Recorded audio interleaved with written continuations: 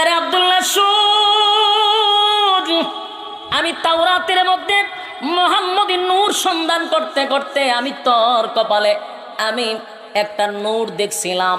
এই নূরটা আমি তাওরাতের মধ্যে পড়ছি। এই নূর যার রেহেমে যাবে, যার পেটে যাবে, উনি যদি মা হয়, এটা হবে গোটা বিশ্বের শ্রেষ্ঠ মা, আল্লাহর সৃষ্টি জগতের শ্রেষ্ঠ মা হবে, দু জাহানের সম্মানী মা হবে। আমার স্বপ্ন ছিল আমি মুহাম্মদী নূরের মা হব, কিন্তু আমি এই জন্যই তোর জন্য পাগল ছিলাম রে আব্দুল্লাহ। জানোস নি আব্দুল্লাহ, খানায় কাবার সামনে তোমার জবাই করার জন্য তোমার বাবা নিছিল, জবাই করার জন্য ৮০টা মেয়ে তরবারি লইয়া দাঁড়াইছিল। এই ৮০টা মেয়ের নেতৃত্ব আমি মরিয়ম দিছি। সেদিন তোমার জবাই করে দিত, আমি মরিয়ম ৮০টা মেয়ে নিয়ে তরবারি লইয়া আন্দোলন করছিলাম আব্দুল্লাহ তোরে বাঁচানোর জন্য।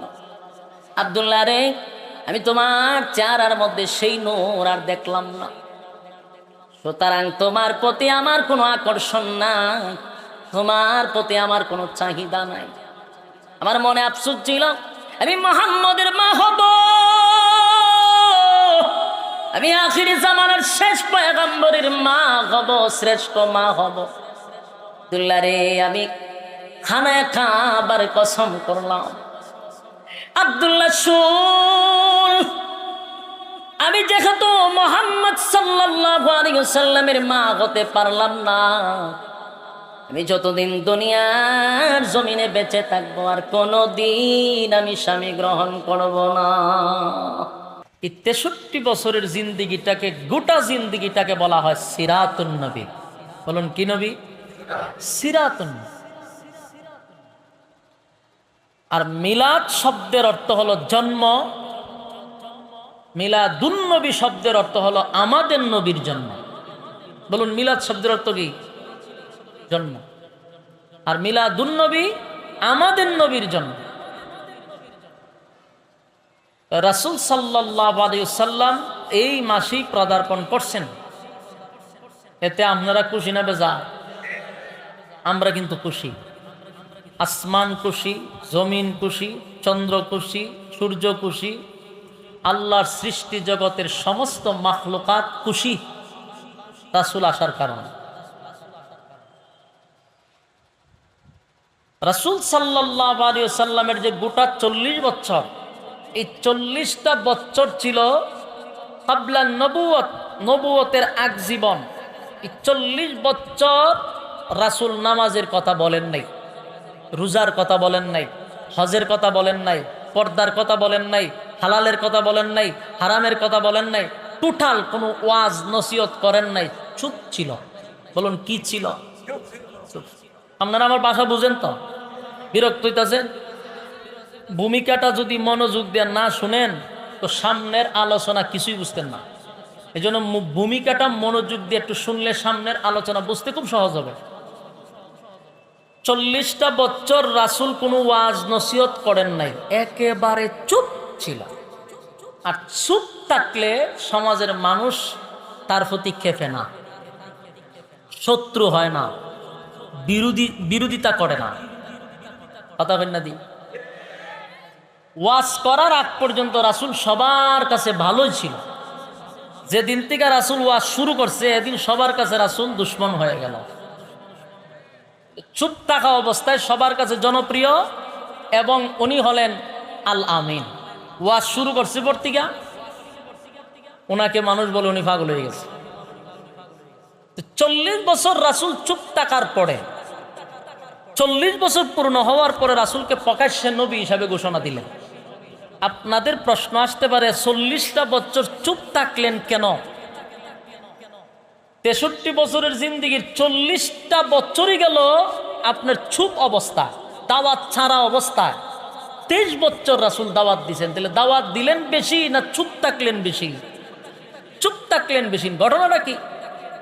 তাহলে ৪০ বছর উনি চুপ থাকলেন কেন? বলে ৪০ বছর এটা উম্মতের জন্য নয়, ২৩ বছর হলো উম্মতের জন্য। আর 40 বছর এটা নবী হওয়ার জন্য আল্লাহ 40 বছর রাখছেন। গোটা 40টা বছর ছিল নবী হওয়ার জন্য যতগুলা দলিল দরকার সবগুলা দলিল আল্লাহ উপস্থাপন করছে। এখন সহজে বুঝাই, 40 বছর রাসূল চুপ ছিল বটে, কিন্তু গোটা 40টা বছর যদি আপনি অ্যানালাইজ করেন, প্রতিটা পদে পদে রাসূল যে নবী তার প্রমাণ করেই 40 বছর। কারণ 40 বছর পূর্ণ হওয়ার পরে যখন রাসূল নবী হিসাবে প্রকাশ করবেন, ওই আবু জাহেল, আবু লাহাব, উতবা, উতাইবা যত শয়তান আছে তারাই বলবে তুমি নবী হইছ কেমনে। এই কথা বলবে যে এটা আল্লাহ জানেনি। যখন বলবে আমি রাসূল, তখন তারাই বলবে তুমি নবী হইলা কেমনে, আমাদের সাথে চলছো, আমাদের সাথে খাইছো, আমাদের সাথে ঘুমাইছো, নবী হইলা কেমনে। এই কথা যে বলবে এটা আল্লাহ আগের থেকেই জানে। এই জন্য 40 বছর চুপ রাইকা অলৌকিক কিছু ঘটনা ঘটাইয়া দিচ্ছেন। পরবর্তীতে এই অলৌকিক ঘটনাগুলি সামনে না বুঝাইছেন নবী হওয়ার জন্য এই অলৌকিক ঘটনাগুলার দলিল। উনি যে নবী, এই ঘটনাগুলি হলো নবী হওয়ার জন্য নবুয়তের দলিল। বুঝতে পারছেন কিনা আল্লাহ ভালো জানেন। এর কিছু ঘটনা শোনাই। যেমন রাসূল দুনিয়াতে আসার আগেই অলৌকিক ঘটনা ঘটছে। বলুন, রাসূল দুনিয়াতে আসার পরে না আগের থেকেই? আগের থেকে কিভাবে? রাসূলের দাদা ছিলেন আব্দুল মুত্তালিব। উনি খানায়ে কাবার মুতাওয়াল্লি ছিলেন, সর্দারও ছিলেন। তো একবার উনার কাছে এলাকার মানুষ এসে বলতেছে যে আব্দুল মুত্তালিব সাহেব, বৃষ্টি তো হয় না, পানির দরকার, জমজম বন্ধ হয়ে গেছে, এখন আমরা পানি নাই, আপনি সর্দার ওই খাবার মালিকরে বলেন যে পানি দেওয়ার লেগা। এখন উনি এক পর্যায়ে গভীর রাত্রে কান্না শুরু করছে, আহারে এখন আমি পানি পাবো। তুই খানায় কাবার কাছে বৈশা রাসূলের দাদা দোয়া করতে লাগলো, আল্লাহ আল্লাহ বলেন যে কাবার মালিক, জমজমটা বন্ধ হয়ে গেছে। ওই যে আব্রাহ ছিল আত্মি মাত্তি লইয়া খানায় কাবা ভাঙ্গার জন্য, ওই সময় জমজমের খুব বন্ধ হয়ে গেছিল। আবার দোয়া শুরু করছে যে জমজমটা খুল্লা দেন, আমার গোষ্ঠীর মানুষেরা পানি চায়। দোয়া যখন করা শুরু করছে, সাথে সাথে আল্লাহ জমজমের পানি খুলে দিছে, জমজম চালু হয়ে গেছে।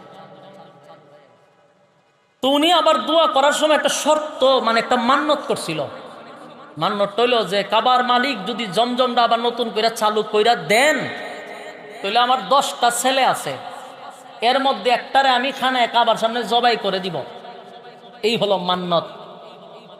আমার 10টা ছেলের মধ্যে একটারে কি করব? জবাই করে দিব, এর বিনিময়ে আপনি জমজম খুল্লা দেন, জমজমের পানি দেন। সাথে সাথে দোয়া কবুল, পানি চালু হয়ে গেছে। আমরা মানুষের একটা স্বভাব দেখবেন, মান্যত করে ঠিক বিপদ ফুরাইয়া গেলে আর খবর থাকে না। বাস্তব না বাস্তব? মাহফিলও ঘোষণা দিব 20,000 টাকা দিব, এই 20,000 টাকা আনতে গিয়া জুতা কয়েক জোট ছিঁড়ে। বাস্তব না বাস্তব? আমি নিজে মাদ্রাসা একটা কইরা এখন মানুষ চিনছি, সুবহানাল্লাহ, হারা জীবন হলে ওয়াজের না করছি। তো মানুষ কত প্রকার, কি কি উদাহরণ আমি দিতে পারব। 2 বছর আগে ওয়াদা করছি, এরপরে মাদ্রাসা দেওয়ার পর থেকে তার কাছে ফোন দিতে আমার সিম ব্লক মেরে দিছে। ভাইয়া তো ফোন দিয়েন না, কোম্পানির থেকে হওয়া শুরু করছে। এখন বুঝুন কি পরিমাণ ধুমা ছুটাইছি, লাভ হয় না। কিন্তু ওয়াদা দিবার সময় মানুষের সামনে হ্যাঁ আমি এটা দিয়ে দিব ইনশাআল্লাহ, এরপরে বেচারাটা পাওয়া যায়। আব্দুল মুত্তালিবের বিপদ শেষ, এখন আর মান্যত পুরা করে না। ঘুমের ঘরে স্বপ্নে বারে বারে দেখা, এ আব্দুল মুত্তালিব কিতা খবর, মান্যত দে করছিলে, মান্যত পুরা করস না কেন? 10 ছেলের বিপদে পড়ব। ঘুম তিনটা সর্বনাশ, দৌড়াইয়া যায় তাওরাতের আলেমদের কাছে। ঘটনা তো ঘটছে, কি বলে মান্যত করছিলাম, ওখান খালি স্বপ্নে আমার খালি ইশারা দেয়, তাড়াতাড়ি মান্যত পুরা করতাম। তাওরাতের আলেম দেখো বিপদ আইব তো তাড়াতাড়ি করো। বাড়ির জায়গায় আবার বুল্লা লায়, আবার স্বপ্নে দেখে, আবার দৌড়াইয়া যায়, আবার আয়া বাড়িতে হয় দেখি কি তাও, আবার স্বপ্নে দেখে। এক পর্যায়ে ভয়ঙ্কর স্বপ্ন দেখলো।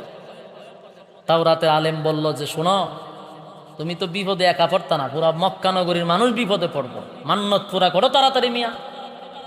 শেষে সিদ্ধান্ত নিছে, 10 ছেলের এক জায়গায় বসাইছে, বসাই বাবারে আমি তো একটা মান্যত করছিলাম যে জমজমের পানি চালু হইলে তোমরা 10 ভাইয়ের মধ্যে একজনটা আমি জবাই করব।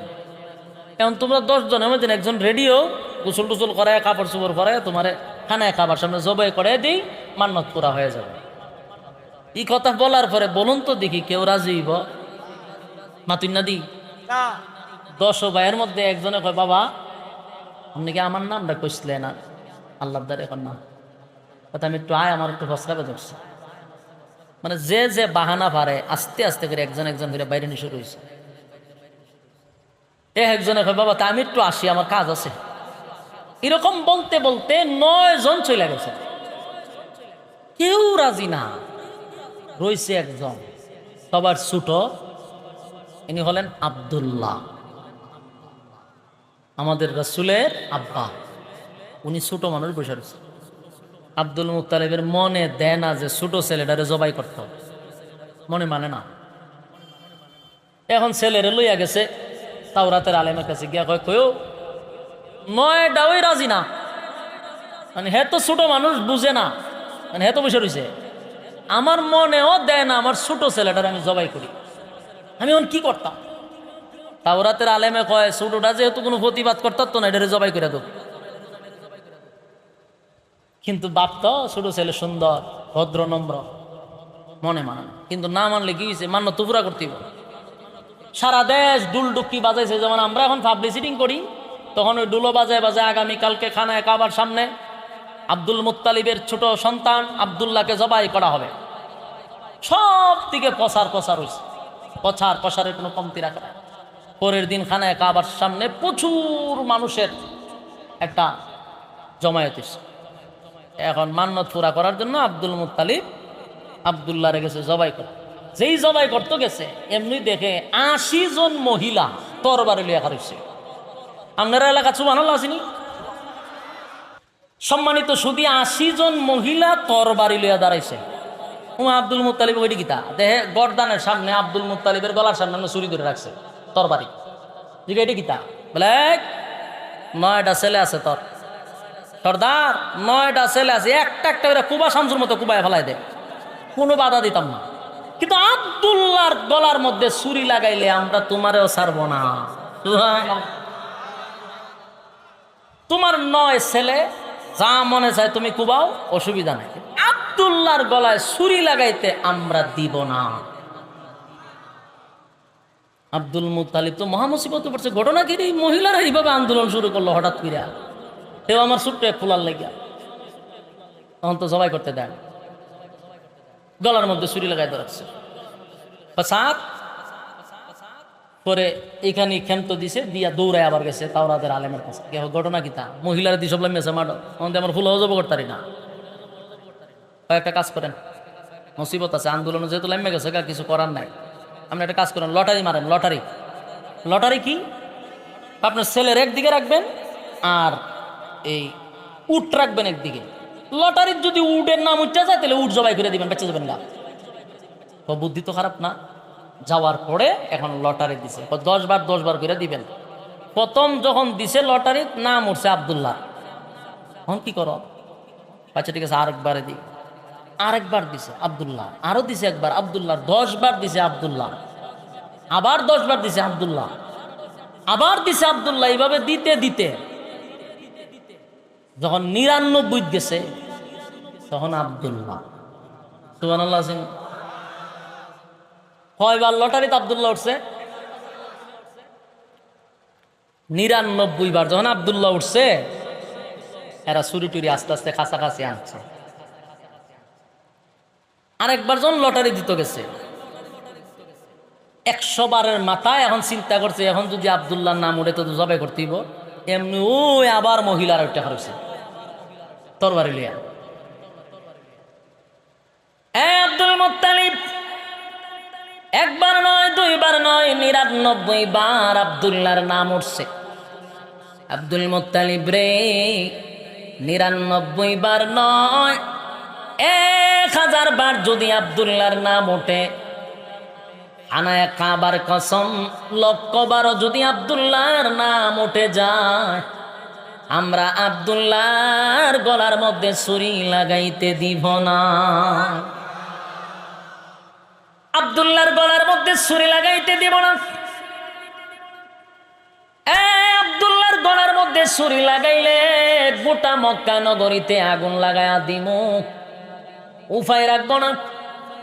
কারণ আব্দুল্লাহর চেহারা দেখে আমরা বাজারে গেলে আমাদের ব্যবসায় বরকত হয়।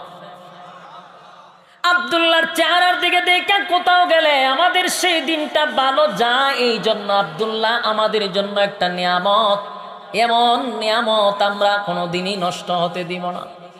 সব আন্দোলন হলাম, আব্দুল্লাহর গলার মধ্যে ছুরি লাগাইতে দিব না। তাওরাতের আলেম বলেন আরেকবার লটারি টান দে, যেই মাত্র আরেকবার লটারির মধ্যে টান দিছে, এখন দেখে উটের নাম উঠছে। সবার মনে একটা শান্তি আসছে। 99 বার আব্দুল্লাহর নাম উঠছে গো। 100 বারের সময় উটের নাম ওঠার পরে এবার একে একে 100টা উট জবাই করে দিছে আব্দুল মুত্তালিব। আব্দুল্লাহর কে ছিল? কথা হয় না। আমাদের রাসূলের কি ছিল? বাবা ছিল। আব্দুল্লাহর জন্য মেয়েরা পাগল ছিল। ঘটনা হইল, কারণটা কি? আব্দুল্লাহর জন্য মক্কা নগরীর মেয়েরা পাগল ছিল, পাগল ছিল, পাগল ছিল। এখনকার মেয়েরা, ছেলেরা মেয়েরার এই প্রিজিং করে, ঠিক না? পকেটে ছেলেরা মেয়েরার রাস্তাঘাটে ফাইলে ডিস্টার্ব করে, করেনি? আর তখন মক্কার মেয়েরা আব্দুল্লাহকে ডিস্টার্ব করত। বিভিন্ন মেয়েরা বলতো, আব্দুল্লাহ আমি তোমার কাছে বিবাহ বসতে চাই, তোমার আব্বারে বলো না আমার সঙ্গে যেন তোমার বিবাহ দিয়া দেয়। কিন্তু আল্লাহর নবীর বাবা ছিল অত্যন্ত লাজুক, মেয়েদেরও এত লজ্জা ছিল না। আব্দুল্লাহর এত লজ্জা ছিল, এত লজ্জা, এত লজ্জা, উনি লজ্জায় উপরের দিকেও তাকাইতেন না। কিন্তু মেয়েরা রাস্তাঘাটে ওনারে ডিস্টার্ব করত। যুবক ভাই, কোন কারণে ডিস্টার্ব করতো? এটারও কারণ আছে, আমাদের ছেলে ফেলের মতো এই কারণে না, অন্য একটা কারণ আছে। আব্দুল্লাহ রাস্তা দিয়া গেলে ডিস্টার্ব করত। বিশেষ করে একজন মহিলা, একজন মেয়ে ছিল, তার নাম ছিল মরিয়ম। তাওরাতের একজন আলেম ছিল। ওই আলেমের একমাত্র কন্যা, ধনাঢ্য বাবার একমাত্র মেয়ে, জমিদার বংশের একজন মেয়ে। বিশেষ করে ওই মেয়েটা আব্দুল্লাহকে রাস্তার মধ্যে বেশি ডিস্টার্ব করত। খালি কইতো, তোমার বাবারে গিয়া হো আমার সাথে তোমার বিয়া দিলাইতো, আমি তোমার বউ হতে চাই। আব্দুল্লাহ রাস্তা দিয়া বাহির হতে পারে না, লজ্জা শরমে ঘর থেকে বাহির হয় না। একটা সময় আব্দুল মুত্তালিব চিন্তায় পড়ে গেল, ছেলে আমার একটা, কিন্তু এত মেয়ে বিয়া করার জন্য পাগল হইছে না রে। আমার মনে হয় আমার ছেলেরে লইয়া মক্কায় থাকা যাইব না। আব্দুল মুত্তালিবের একজন বন্ধু ছিল, মদিনায় ব্যবসা করত। ব্যবসার সুবাদে মদিনায় যাওয়ার পথে তার বন্ধুর একটা মেয়েকে আব্দুল মুত্তালিব একদিন দেখছে, দেখে কয়, বন্ধু তোর মেয়েটা অনেক সুন্দর, আমার ছেলেটাও সুন্দর, সাবধান তোর মেয়েটাকে বিবাহ দিবি না, আমার সঙ্গে পরামর্শ ছাড়া তোর মেয়েকে বিবাহ দিবি না। একদিন আব্দুল মুত্তালিব রাত্রের বেলায় আব্দুল্লাহরে লইয়া মক্কা ছেড়ে গভীর রাত্রে চলে গেল মদিনায়। চিন্তা করেন, ছেলে লইয়া মদিনায় গেছে। এখন মানছে মাইয়া লইয়া যায়, রাত্রি ভাই গেছে, সব ঘনার ফুলা বানা ডিস্টার্ব করে। তখনকার সিস্টেম ছিল, আব্দুল্লাহর জন্য মেয়েরা পাগল ছিল, মেয়েদের অত্যাচারে আব্দুল্লাহরে লইয়া আব্দুল মুত্তালিব চলে গেল মদিনায় তার বন্ধুর কাছে। গিয়া বলল, বন্ধু রে, মক্কার থেকে মদিনায় আসছি, সহ্য করতে পারি না, সব মেয়েরা আমার ছেলেরে বিবাহ করতে চায়, আজকে ছেলে লইয়া আসছি, বিয়া না করাইয়া মক্কায় যাব না। তোর মেয়ে আসেনি না বিয়া দিস? তো বন্ধু বিয়া দেয় নাই। ওই মেয়ের নাম ছিল আমেনা।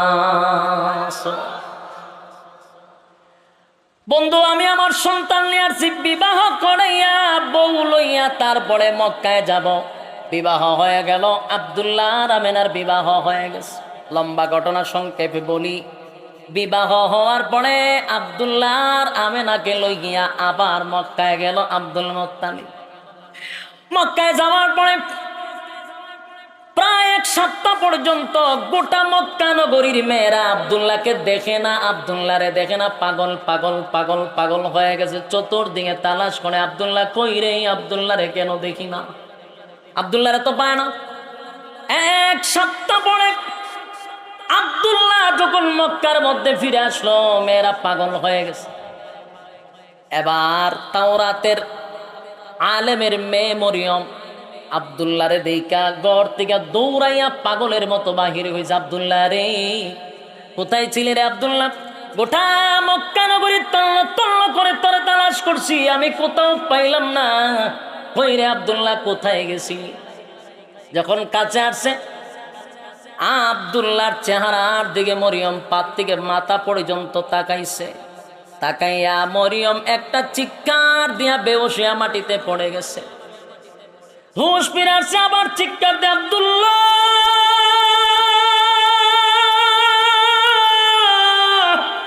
খানা কাবার কসম কেড়ে বলি, আব্দুল্লাহ রে, তোর চেহারার দিকে তাকাইয়া আমি আশ্চর্য হয়ে গেলাম। আগের চেহারার এখন চেহারার মধ্যে ব্যবধান হয়ে গেছে। আব্দুল্লাহ বল, তুমি কি বিয়া করছো? বলে হ্যাঁ বিয়া করছি। নাম কি? বলে আমেনা। কোথায় রে? মদিনায়। এমনি আর একটা চিৎকার দিয়া মরিয়ম মাটির মধ্যে গইরা গইরি কইরা কান্না শুরু করছে।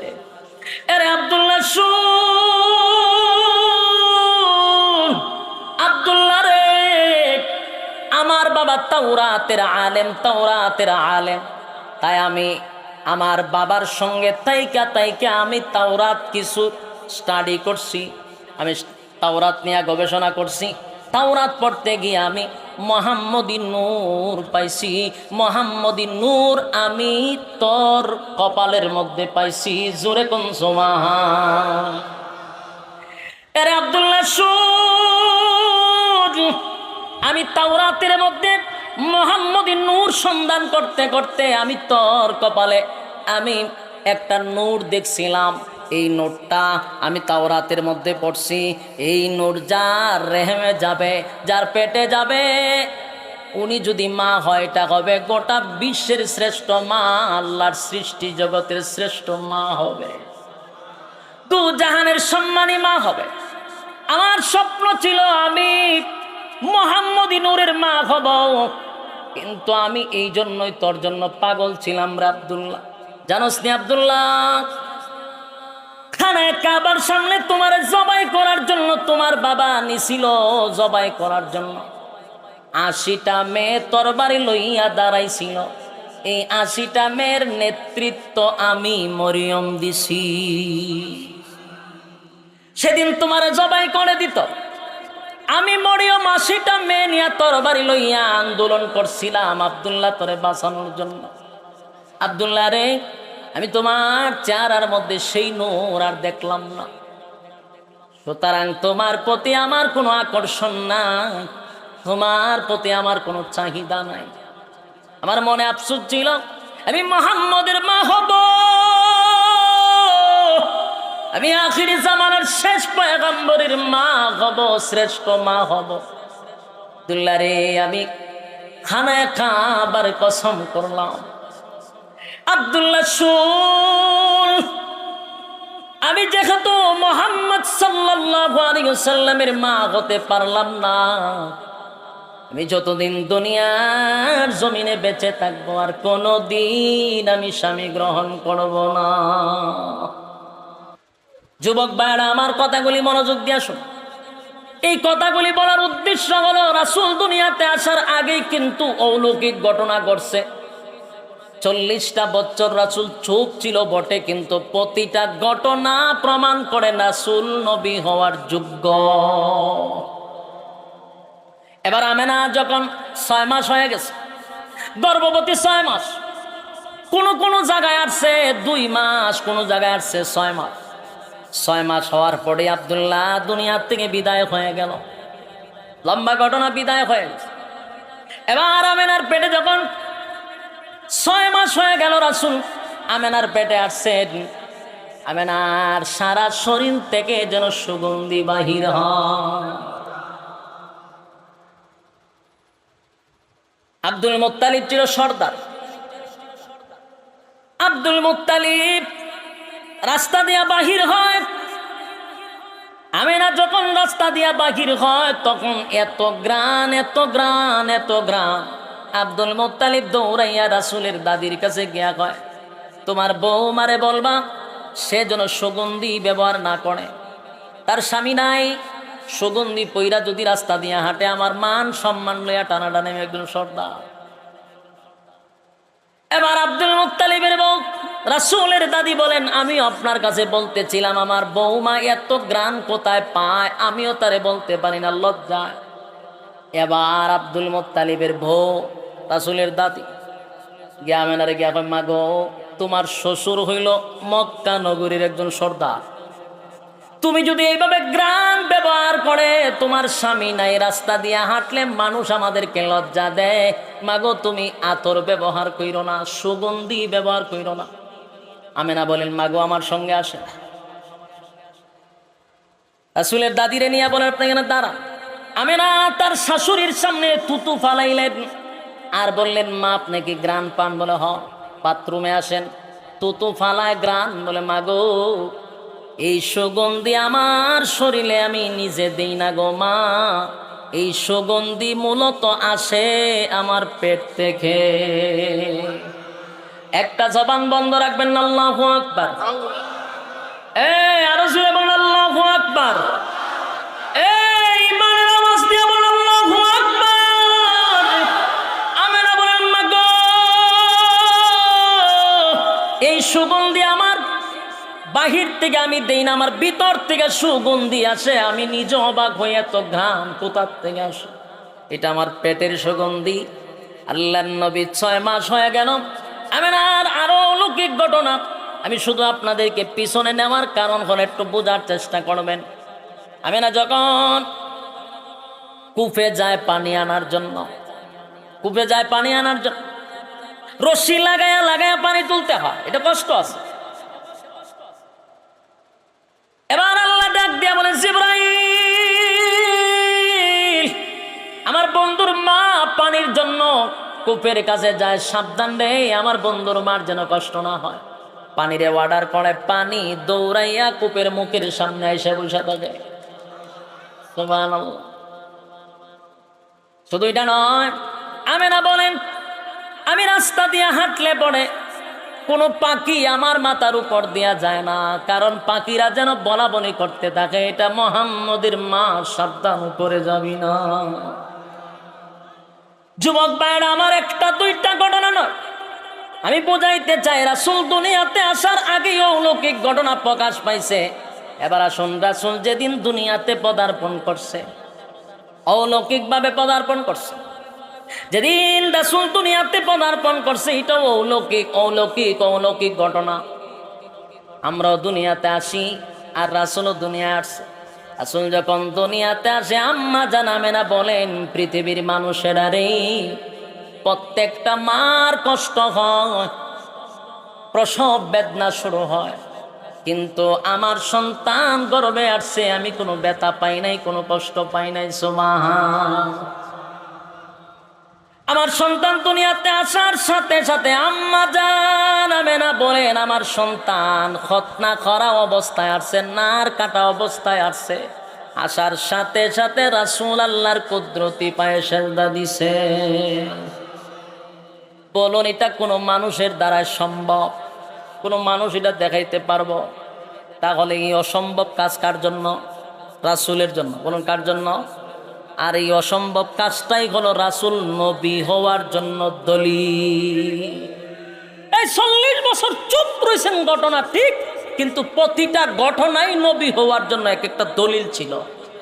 ওই যে 40 বছর হওয়ার পরে বেঈমানরা বলবে, আপনি নবী হয়েছেন কেমনে? বলে, কেমনে নবী হয়েছি? আমার 40 বছর ধরে অ্যানালাইজ কর, রিসার্চ কর, আমি নবী কেমনে হয়েছি। আমি যেইভাবে জন্মগ্রহণ করছি, কোনো মানুষ এইভাবে জন্মগ্রহণ করা সম্ভব? এটাই হলো নবী হওয়ার জন্য নবুয়তের দলিল, কথা হয় না। প্রত্যেকটা মানুষ দুনিয়াতে আসার পরে কানতে কানতে আসে, আমার নবীও কানছে, নবীও কানছে, কিন্তু কান্না কান্নায় বেশ কম আছে রে, কান্নায় কান্নায় বেশ কম আছে। আমেনা বলেন আমার সন্তান সেজদায় পড়িয়া গুন গুন করে কান্দে গো। আমি যখন কাছে গেলাম গিয়া দেখি আমার সন্তান কান্দে, রাব্বি হাবলি উম্মতি। কান্নায় কান্নায় বেশ কম আছে না নাই? এরকম অসংখ্য অগণিত ঘটনা ঘটায়া দিছেন আল্লাহ। 40 বছর পর্যন্ত আল্লাহ বলেন নবী গো চুপ থাকেন, ওয়াজ করা লাগবে না, ওয়াজ করা লাগবে না। 40 বছর পরে হেরা পর্বতে কোরআন নিয়ে আসলেন জিবরাইল আলাইহিস সালাতু ওয়াস সালাম। কোরআন যখন দিলেন, কোরআন পাওয়ার পরে আল্লাহ বলেন এবার আপনি ওয়াজ শুরু করেন। অন কিতা করতো কথা হয় না, হ্যাঁ কি করতো এখন? ওয়াজ করতো, ওয়াজ। এতদিন ওয়াজ করছিনি, কথা হয় না। এবার আল্লাহ বলেন হাবিব আপনি ওয়াজ করেন। রাসূল এবার ওয়াজ করলেন। সর্বপ্রথম ওয়াজ হলো লা ইলাহা ইল্লাল্লাহু মুহাম্মাদুর রাসূলুল্লাহ সাল্লাল্লাহু আলাইহি ওয়াসাল্লাম। 40টা বছর পরে রাসূল যখন বললেন লা ইলাহা ইল্লাল্লাহ, নেই কোনো মাবুদ এক আল্লাহ ছাড়া, আর মুহাম্মাদুর রাসূলুল্লাহ সাল্লাল্লাহু আলাইহি ওয়াসাল্লাম, এতদিন আমি তোমাদের মধ্যে ছিলাম শুধু মোহাম্মদ, আজকের থেকে হলাম মুহাম্মাদুর রাসূলুল্লাহ। আর এতদিন তোমরা গাছের পূজা, সূর্যের পূজা, চন্দ্রের পূজা, মূর্তির পূজা, তোমরা মানুষের পূজা, লিঙ্গের পূজা, আয়োজনের পূজা, কীর্তনের পূজা, ল্যাংটার পূজা, কত ধরনের পূজা করছো, কত জনরে তোমরা রব মানছ। আজকের থেকে হবে লা ইলাহা ইল্লাল্লাহু মুহাম্মাদুর রাসূলুল্লাহ সাল্লাল্লাহু আলাইহি ওয়াসাল্লাম। আল্লাহর নবী বলেন এ আমার গোষ্ঠীর লোকেরা শুন, আজকের পর থেকে কারো গোলামি চলবে না গো, একমাত্র গোলামি চলবে কার? আরো জোরে কোন কার? আজকের পর থেকে গোলামি চলবে একমাত্র আল্লাহর, একমাত্র গোলামি চলবে আল্লাহর। যেই মাত্র রাসূল ওয়াজ করা শুরু করে দিল, মক্কার মানুষরা কয় সর্বনাশ করে লিছে। কি করে লিছে? মক্কার মানুষ কয় এতদিন ভালো ছিল। কি ছিল? কেন ভালো ছিল? ওয়াজ করছে না। যখন আপনি চুপ থাকবেন সমাজের সবার কাছে ভালো থাকবে, কথা হয় না? দিন ময়না পাখি একটা খাঁচার ভিতরে বন্দি, একজনে জিজ্ঞাসা ময়না পাখি তুই খাঁচার ভিতরে বন্দি কেটে? উত্তর দেয় আমি কথা বলতে পারি। কথা হয় না? ময়না কি উত্তর দেয়? আমি কথা বলতে পারি এই জন্য খাঁচার ভিতরে। সব ময়না পাখি উড়ালে খাঁচার বাহিরে, কারণ কথা বলতে পারে না। আমি কথা বলতে পারি এই জন্য খাঁচার ভিতরে বন্দি করে রাখছি। রাসূল যতদিন কথা বলেন নাই, মক্কা নগরীর মধ্যে আল আমিন ছিল। কথা বুঝি না? মনে বিরক্ত লাগিয়েছে? বিরক্ত আমার লাগতেছে, কারণ আমার এই কারণে লাগতেছে মাইকটা এক মতো মন মতো পাইছি না। একবার আমার কোনো মতে এনার্জি লাগতেছে। বক্তার যখন এনার্জি লাগে কথা বলতে ভালো লাগে না, আমার খুব মারাত্মক খারাপ লাগতেছে, কোনো মতে মন মতো হইতেছে না। বিরক্ত লাগলে আমার লাগতো, আপনারা কেন লাগতো? সেইটা দিতাম নি ডাবল সবির। আমি দেখতেছি আপনারা লাগতো, আমার নিজেরই ভাল লাগতেছে না, আপনারা ভাল লাগবো কেমন? কথাগুলি শেষ করতে দেয়। বলুন ওয়াজ করছে কতদিন? 40 বছর ওয়াজ করছিনি? চুপ থাকছে 40 বছর, ওয়াজ করছে 23 বছর। এখন আসুন ওয়াজ করণে কি কি ঘটনা ঘটছে হইতাম নি? 40টা বছর আল্লাহ হাবিবে কিবরিয়া মক্কা নগরীর সব মানুষের কাছে রাসূলের সুনামের অভাব নাই রে। মক্কার মানুষ বলে আল আমিন, মক্কার মানুষ বলে আল্লাহর নবীর মতো এত ভালো মানুষ, আব্দুল্লাহর পুত্র মুহাম্মদের মতো এত ভালো মানুষ মক্কার জমিনে কেউ নাই রে। যেই মাত্র বলছে লা ইলাহা ইল্লাল্লাহ, লা ইলাহা ইল্লাল্লাহ, লা ইলাহা ইল্লাল্লাহ, লা ইলাহা, এই কোন মাবুদ আল্লাহ ছাড়া নেই,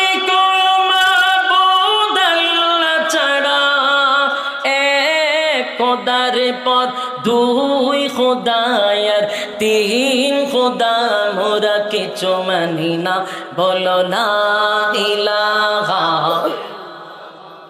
জোড়ে লা ইলাহা, লা ইলাহা ইল্লাল্লাহ, লা ইলাহা হাসবি রাব্বি জাল্লাল্লাহ, মা ফি কলবি গায়রুল্লাহ, হাসবি রাব্বি জাল্লাল্লাহ, মা ফি কলবি গায়রুল্লাহ, শুধু মাবুদ তুমি এক আল্লাহ, বলো লা ইলাহা, বলো লা ইলাহা, লা ইলাহা ইল্লাল্লাহ মুহাম্মাদুর রাসূলুল্লাহ সাল্লাল্লাহু আলাইহি ওয়াসাল্লাম। আল্লাহ নবী যখন খানা কাবার সামনে একটা উঁচু টিলায় দাঁড়াইয়া মক্কার মানুষের কাছে ঘোষণা দেয়, আজকের পর থেকে কারো গোলামি করা যাবে না রে, একমাত্র গোলামি করতে হবে আল্লাহ। এই কথাটা বলতে দেরি হইল, মক্কার মানুষের মধ্যে সর্বপ্রথম যিনি আওয়াজ তুলেছিল এটা হলো আবু লাহাব। বলুন রাসূলের আপনজন না পর? আবু লাহাব রাসূলের চাচা, শুধু চাচা নয় গো, আবু লাহাব রাসূলের আপন চাচা। এই আপন চাচা সর্বপ্রথম রাসূলকে বলল, হায় হায়, আপন বাতিজা হইয়া মক্কার মানুষকে একত্রিত কইরা এমন ঘোষণা দিবি জানতাম না, এমন ঘোষণা দিবি জানতাম না। মুহাম্মদ রে এমন ঘোষণা দেওয়ার কারণে তুমি ধ্বংস হও, তোমার এই জিনিসগুলা ধ্বংস হয়ে যাক। আমাদের দেব দেবী নিয়ে কথা কইছ, নাউজুবিল্লাহ। আল্লাহ নবীরে মারার জন্য পাথর লইয়া দাঁড়াইছে আবু লাহাব। একটাই অপরাধ, এটা হলো কালেমার দাওয়াত দেওয়ার জন্য, হক কথা বলার জন্য। 40 বছর রাসূলের কোনো শত্রু ছিল না, কালেমার দাওয়াত দেওয়ার সাথে সাথে আপন মানুষ রাসূলের শত্রু হয়ে গেল। বাস্তব না বাস্তব? যুবক ভাইরা আমার, কালেমার দাওয়াত দেওয়া শুরু করলো। আব্দুল্লাহর পুত্র মুহাম্মদ গোটা মক্কা নগরীর মধ্যে ভালো ছিল, এখন খারাপ হয়ে গেল। কিন্তু রাসূল তো কালেমার দাওয়াত বন্ধ করে নাই, ঘর থেকে বাধা আসছে, নিজের মানুষগুলা বাধা দিছে, কিন্তু আন্দোলন বন্ধ হয়েছে। দাওয়াত দেওয়ার কারণে জায়গায় জায়গায় রাসূলকে অত্যাচার করছে রে, আল্লাহর নবীকে অত্যাচার করলো, মারধর করলো, মারধর করলো। 40 বছর ছিল ক্বাবলান নবুয়ত, 63 বছরের একটা অধ্যায় ছিল 40 বছর। দ্বিতীয় অধ্যায় হলো 13 বছর। 13 বছরের বৈশিষ্ট্য হলো 13 বছর মায়ের খাইছে কিন্তু রাসূল প্রতিবাদ করে নাই। বলুন 13 বছরের বৈশিষ্ট্য কি? মায়ের খাইছে, প্রতিবাদ কথা কয় না। 13টা বছর একা দ্বারা মায়ের খাইছে, আল্লাহর পয়গম্বরের শরীরে একটা মশা মাছি বসে নাই। এই শরীরটার মধ্যে বেঈমানরা দ্বীনের দাওয়াত দেওয়ার কারণে মারছে কিনা? হ্যাঁ, কথা কই না দি। যার শরীরে একটা মশা বসতো না, মাছি বসতো না, এই মানুষটাকেও দ্বীনের দাওয়াত দেওয়ার কারণে মাইরা রক্তাক্ত করছে। তা আজকে আমরা দাওয়াত দিলে তো মারতই, এটা স্বাভাবিক। কারণ রাসূল মায়ের খাইছে, তো তুমি মায়ের খাইতে না, কোন জাতের বললা হইছে? রাসূলকে বাধা দিছে আবু জাহেল, আবু লাহাব, উতবা, উতাইবা। এখনো ওয়াজ করলে যারা বাধা দেয় এরাও আবু জাহিল্লার উত্তর শুনি। এটা যুগে যুগে আপনারা এখন থেকে জানিয়ে নিবেন, এখন না, এটা ইসলামের সূচনার থেকে কিয়ামতের আসরে আজান পর্যন্ত চলবো। মানে আবু জাহিল্লার বংশধরও থাকবো, আবু লাহাবের বংশধরও থাকবো। দিনের প্রচার প্রসার করতে গিয়ে রাসূলকে যেইভাবে বাধা দিছে, তোমাকেও আমাকেও বাধা দিবে, বাধা দেওয়া হচ্ছে। যুবক ভাইরা আমার, গাজীপুরে আপনাদের এখানে ইসলাম প্রিয় মানুষ আছে, এই জন্য এখানকার মেয়র, এখানকার নেতা কর্মীরা বৈশা বৈশা ওয়াজ শুনতেছে। এমনও জায়গায় আছে ওয়াজ করার অনুমতি দেয় না, কিন্তু কনসার্টের অনুমতি দেয়, নাচানাচির অনুমতি দেয়, নাচ গানের অনুমতি লাগে না, ওয়াজ মাহফিলের অনুমতি লাগে। আফসোস, 96% মুসলমানের দেশে কোরআন হাদিসের কথা বলতে গেলে হয় কাগজ লয়ান, অনুমতি লইয়া বাপরে বাপ মাহফিল করতে গেলে যে মাহফিল করে হ্যাঁ দৌড়তে দৌড়তে থানায় আর বাড়ি এর জীবনে টানছে। বাস্তব না অবাস্তব? নিজে আমি সাক্ষী। যুবক ভাইরা আমার, কারণ বুঝে নেবেন যারা বাধা দেয় এরা কোনো না কোনো সূত্রে আবু জাহিল্লার বংশধর। যারা বাধা দেয় কোনো না কোনো সূত্রে এটা আবু লাহাবের বংশধর। কারণ রাসূল দ্বীনের দাওয়াত দিতে গিয়া বাধা দিছিল আবু লাহাব, বাধা দিছিল আবু জাহিল্লা। আমার যুবক ভাইরা, পয়গম্বর দ্বীনের দাওয়াত থামায় নাই। আল্লাহর পয়গম্বর যখন দ্বীনের দাওয়াত দেওয়া বন্ধ করে নাই, বেঈমানের বাচ্চাগুলি রাসূলের গলার মধ্যে গামছা লাগাইয়া নবীরে গলিতে গলিতে টানছে। আল্লাহর নবীর শরীরে কোনোদিন মশা মাছি বসে নাই। নবী দ্বীনের দাওয়াত দেওয়ার কারণে গামছা লাগাইয়া নবীরে টানছে রে, নবীরে গামছা লাগাইয়া টানছে, রক্তাক্ত করছে। এরপর রাসূল 13টা বছর, একদিন দুই দিন নয়, একদিন দুই দিন নয়, 13টা বছর নবী মায়ের খাইছে, সাথী সঙ্গীরা মায়ের খাইছে। মারতে মারতে মারতে মারতে রাসূল রে বেহুশ করে ফালাইছে, হুশ ফিরছে আবার মারছে। আল্লাহ কয় নবী গো, প্রতিবাদ করা যাবে না। তাহলে 13 বছরের বৈশিষ্ট্য হলো প্রতিবাদ করা। এবার আসুন, সময় যেহেতু কম, 10 বছরের মাদানী জিন্দেগির কারো 3টা অধ্যায়। প্রথম অধ্যায় 40 বছরের বৈশিষ্ট্য হলো ওয়াজ বন্ধ। কি বন্ধ? 13 বছরের বৈশিষ্ট্য হলো ওয়াজ করবে, মায়ের খাইবে, কিন্তু প্রতিবাদ। এবার আসুন, তৃতীয় অধ্যায়ের বৈশিষ্ট্য হলো এখন খালি মায়ের খাইলে চলবে না, উল্টা মার দিতে হবে। কথা হয় না? খালি মায়ের খাইবেন সারা জীবন। রাসূলের সুন্নাত থেকে, হিজরত থেকে শিক্ষা গ্রহণ করেন। খালি মায়ের খাইলে হবে না, সব সময় মাথার মধ্যে পাগড়ি বাঁধলে চলবে না, মাঝে মধ্যে পাগড়ি মাথায় বাঁধবেন। মাথায় শিক্ষা দিছেন কে? রাসূল শিক্ষা দিছেন। মক্কা নগরীতে 13 বছর মায়ের খাইছে, মদিনায় গিয়া পাগড়ি মাথায় বাঁধছে। এরপরে যেটি চাইলে কুবার মতো, শামসুর মতো কুবাইছে। বাস্তব না বাস্তব?